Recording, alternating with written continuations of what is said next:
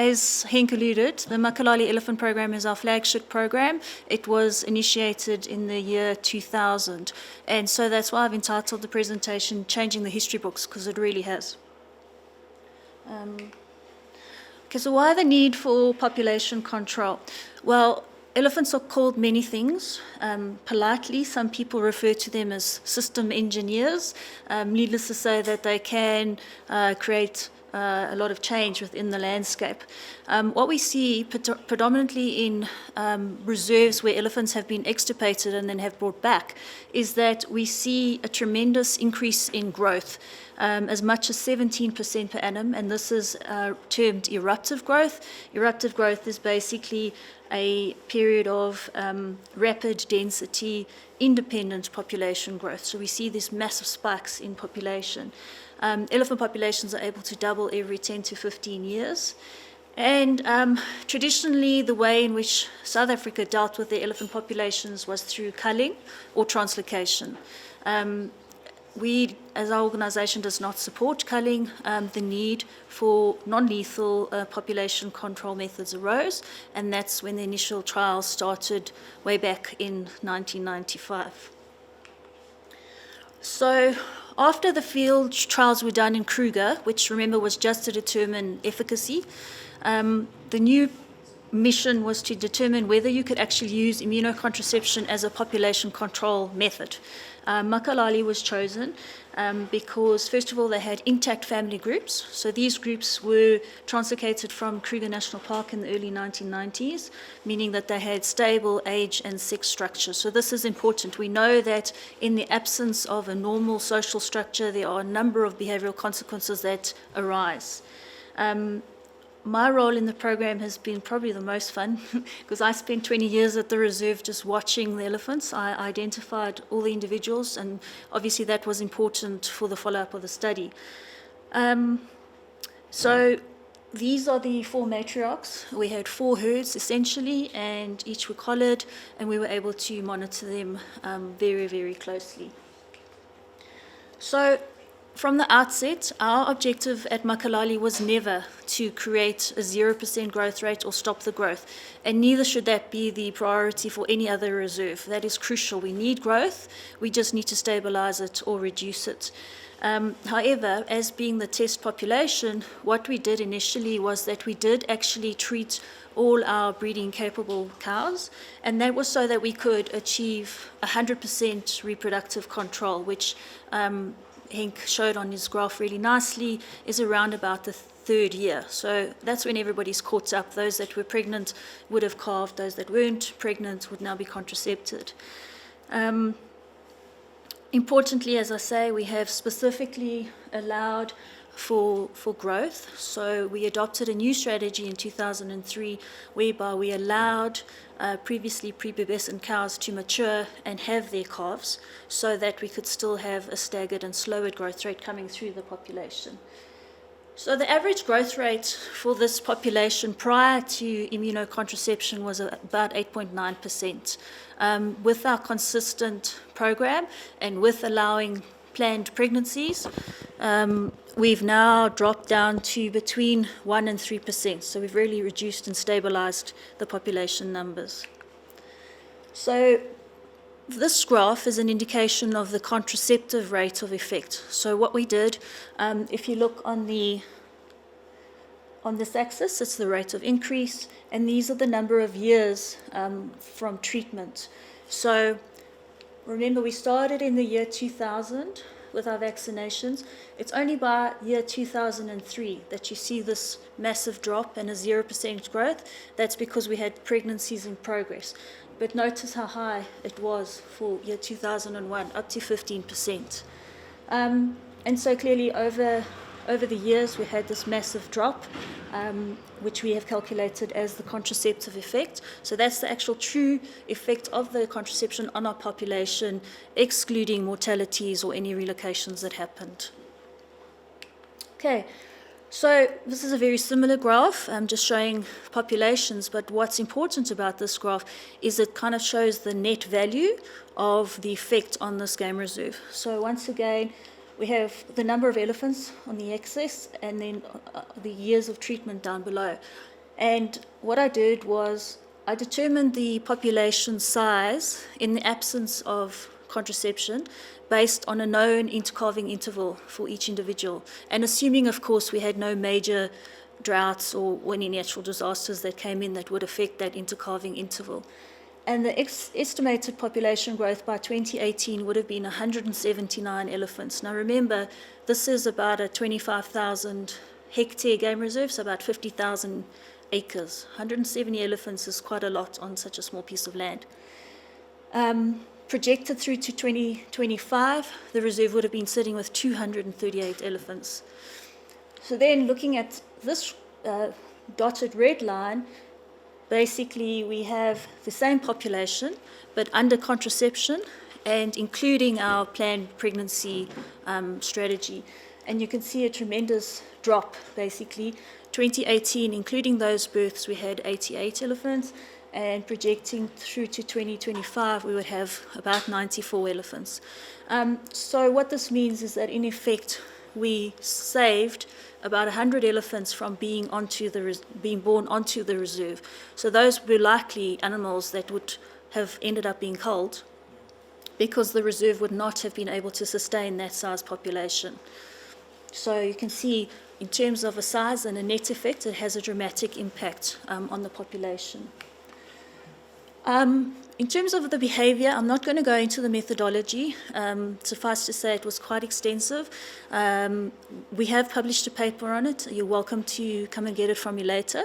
So I'm just going to run through the behavioral results, because for us, it was a primary focus to ensure that there was no behavioral anomalies in the short, medium, or long term.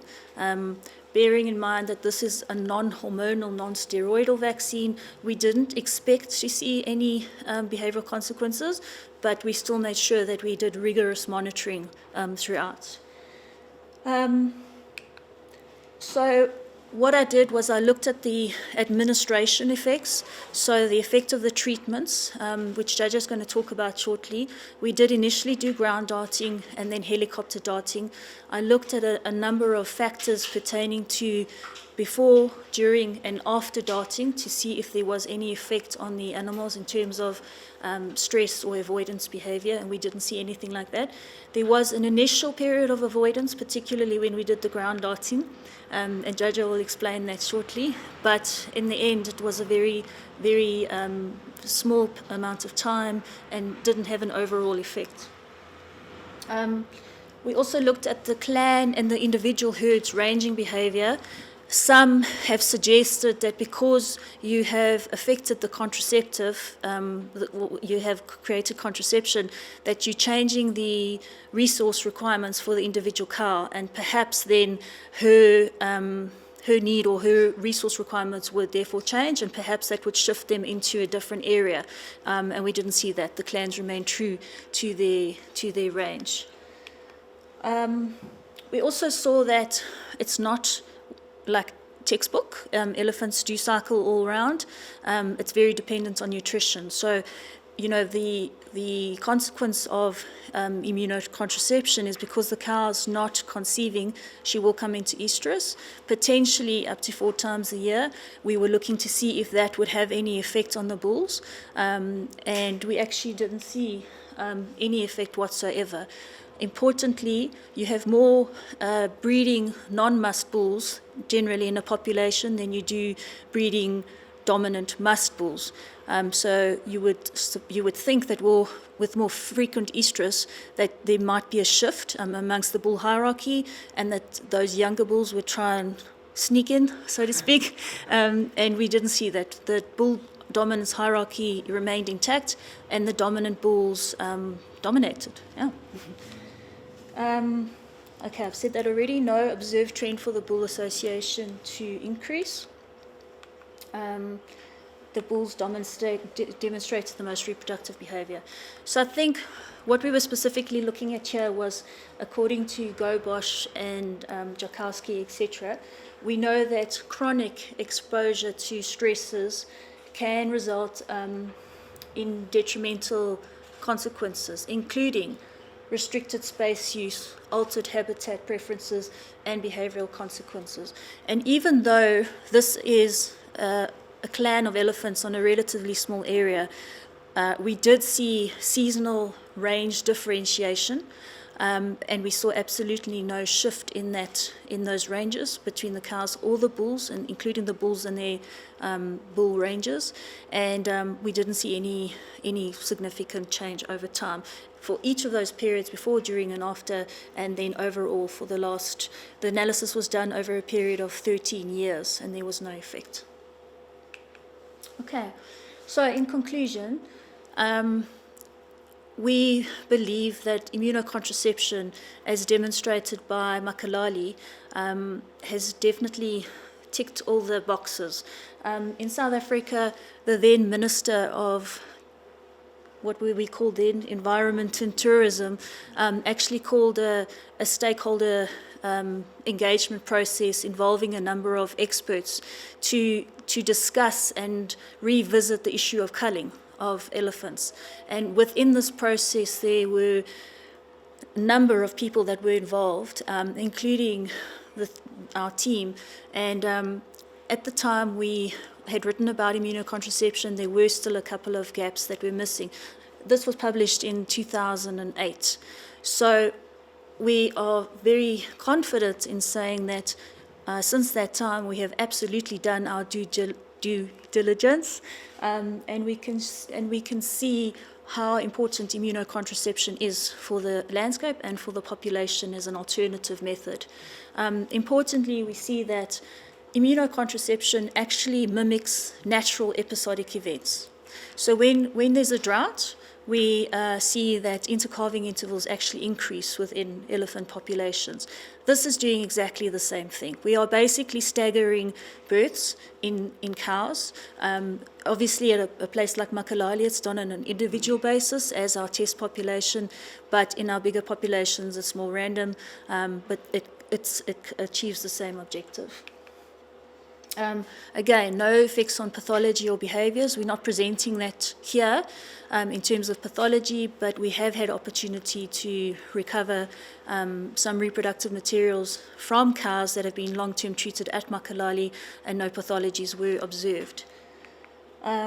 It is reversible in the short to medium term, so we have seen some calves coming through from cows that were treated for short to medium use in Makalali.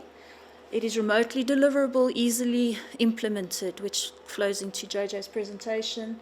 And I think this is the keystone, specifically with regards to management. It doesn't matter what size reserve, what size population we're talking about. The key take-home message is that this is a pliable and adaptive strategy, and this is key to what we all refer to as adaptive management. So we now, as Henk said, have 34 populations right across South Africa. 5 of those populations have treatment ranging from period of 13 to 20 years. So we have a significant database on long-term use. It is useful to control local population densities, and this can alleviate pressure within that population, and therefore it has a context for human-elephant conflict, which is what we are looking into now. After the elephant assessment booklet, what actually came out of that was something called the Norms and Standards of Elephant Management in South Africa. And this was a policy document that was gazetted also in 2008, and basically the norms and standards are now being revised, but what is really critical is that immunocontraception within South Africa's norms and standards is actually referred to the gold standard. It is the method of choice that is referred above all others, with culling the last resort. And I think this is testimony to the work that we've been doing, within South Africa, that had its roots in lethal control, to now be promoting non-lethal alternative as the go-to solution is quite an achievement. So, in closing, thank you to Botstiber for having us here and for allowing us the opportunity to present on our work. Of course, HSI has been fundamental to supporting the treatments in a number of game reserves and just sticking by in terms of long-term monitoring and support. So these two QR codes refer to the 22-year paper and also to a little booklet that we put together. There are a couple around the corner. It's a little bit outdated. It was published in 2012, but it is a Q&A format. So if you have any other burning questions, please do take a copy or download the PDF. Thank you, everybody.